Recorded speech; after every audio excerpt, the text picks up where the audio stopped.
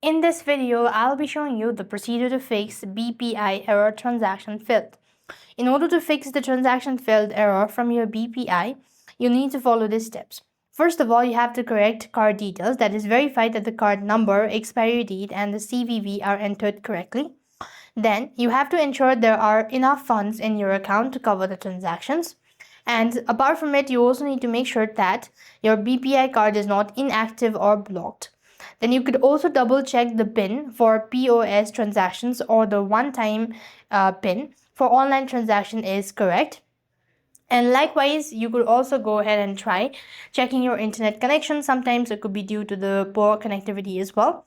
Or if nothing works out, then you could simply contact the support team, let them know about it, and they can suggest you with an alternative solutions, or they might be able to solve your issue. So this is how you could fix BPI transaction failed. I hope the video was helpful. Make sure to like, share, and subscribe. Thank you for watching. See you in the next video.